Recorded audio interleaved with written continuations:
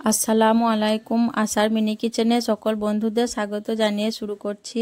আজকে আমি নিয়ে এসেছি মুচমুচে বেগুনির রেসিপি। অনেক সময় আমাদের বেগুনি মুচমুচে হয় না, কিছু টিপস ফলো করে বানালে কিন্তু বেগুনি মুচমুচে ও ফুলকো হবে এবং 2-3 ঘন্টা অবধি মুচমুচে হয়ে থাকবে। তো চলুন বেগুনির এই রেসিপিটি দেখে নেওয়া যাক। আর যারা নতুন বন্ধু আমার ভিডিওটি দেখছেন, ভালো লাগলে অবশ্যই একটা লাইক দিয়ে আমার চ্যানেলটি সাবস্ক্রাইব করে আমার পাশে থাকবেন।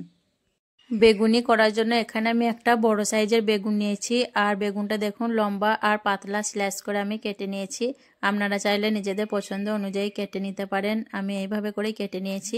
তারপর দেখুন আমি পানির মধ্যে বেগুনগুলো দিয়ে খুব ভালোভাবে ধুয়ে নেব। বেগুনগুলো খুব ভালোভাবে অবশ্যই ধুয়ে নিতে হবে, তাহলে কিন্তু বেগুনটা কালো হয়ে যাবে না। বেগুনগুলো ভালো করে ধুয়ে নেওয়ার পর আমি এই নেট পেঁচের মধ্যে বেগুনগুলো একটা একটা করে নিয়ে নেব। বেগুনগুলো সব আমি ভালোভাবে ধুয়ে নেট পেঁচের মধ্যে নিয়ে নিয়েছি। এখন কিছুটা নুন দিয়ে আমি বেগুনগুলো খুব ভালোভাবে মেখে নেব।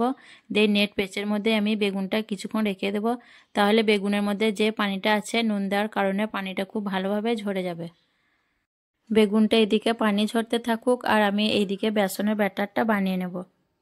এখানে একটা জায়গার মধ্যে আমি নিয়ে নিচ্ছি বড় চামচে 2.5 চামচ বেসন আর 1 চামচ কর্নফ্লাওয়ার, 1 চামচ চালের আটা, পরিমাণ মতো নুন, 1/2 চামচ হলুদের গুঁড়ো, 1 চামচ লঙ্কা গুঁড়ো আর 1/2 চামচ থেকে একটু কম খাবার সোডা, 1/2 চামচ থেকে কম কালো জিরে আর দিয়ে দিচ্ছি কালারের জন্য একটু ফুড কালার। দিয়ে আমি নেড়েচেড়ে শুকনো উপকরণগুলো মিশিয়ে নেব। আর এখানে আমি একটা টিপস বলে রাখি, বেগুনি বানানোর জন্য অবশ্যই কিন্তু বেসনের সঙ্গে চালের আটা আর কর্নফ্লাওয়ার দেবেন, তাহলে দেখবেন বেগুনি খুবই মুচমুচে হবে। আর খাবার সোডাটা দেওয়ার কারণে বেগুনিটা খুবই ফুলকো হয়ে উঠবে। তো দেখুন এইভাবে বেগুনি বানালে অবশ্যই কিন্তু মুচমুচে হবে আর 2-3 ঘন্টা অবধি মুচমুচে থাকবে। শুকনো উপকরণগুলো আমি খুব ভালোভাবে মিশিয়ে নিয়েছি। এখন 1 কাপ পানি নিয়েছি, দিয়ে অল্প অল্প করে পানি দিয়ে আমি বেসনের ব্যাটারটা তৈরি করে নেব। পানিটা কিন্তু একবার আমি পুরোটা দেব না, অল্প অল্প করে দেব আর মাখাতে থাকবো।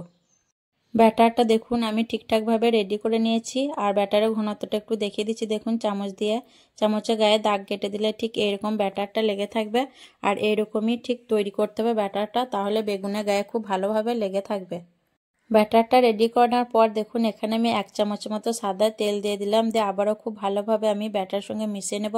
এতে করে বেগুনিটা খুব ভালোভাবে মুচমুচে হবে আর অনেকক্ষণ অবধি মুচমুচে থাকবে। ব্যাটারটা মিশিয়ে নেওয়ার পর আমি বেগুনিগুলো ভেজে নেব। বেগুনি ভাজার জন্য এখানে আমি গ্যাস অন করে কড়াইটা বসিয়ে দিয়েছি আর দিয়ে দিচ্ছি একটু বেশি পরিমাণে তেল, যেহেতু বেগুনিগুলো একটু ডুবো তেলে ভাজতে হবে।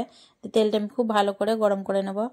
তেলটা আমি মিডিয়াম হিটে বেশ একটু গরম করে নিয়েছি। তারপর আমি ব্যাটার মধ্যে বেগুনটা খুব ভালোভাবে দেখুন উল্টে পাল্টে কোট করে নিচ্ছি। খুব ভালোভাবে বেসনটা লাগিয়ে নেওয়ার পর এখন আমি গরম তেলের মধ্যে বেগুনিটা ছেড়ে দিচ্ছি। তো এখানে আমি একটা দিলাম, আরও একটা দেব। এখানে কিন্তু আমার দুটোই ধরছে। কড়াইয়ের মধ্যে আমি দুটোই ভাজবো। প্রথমে বেগুনিটা নিচের দিকটা একটু হতে দেবো, তারপর আমি উল্টে পাল্টে ভেজে নেব।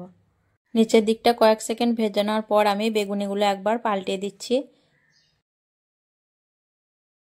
তারপর আবারও একবার আমি উল্টে পাল্টে বেগুনিগুলো ভেজে নিচ্ছি। আর বেগুনিগুলো দেখুন কতটা লোভনীয় হয়েছে দেখতে।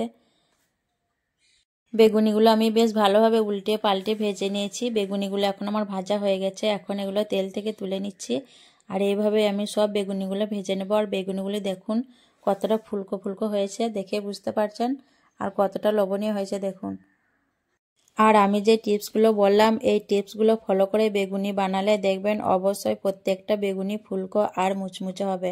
আর বেগুনিগুলো কিন্তু অবশ্যই মিডিয়াম হিটে ভাজতে হবে, হাই হিটে মোটেই ভাজা যাবে না, তাহলে উপর দিকটা পুরোটা কালো হয়ে যাবে আর ভিতর থেকে খেতে ভালো লাগবে না।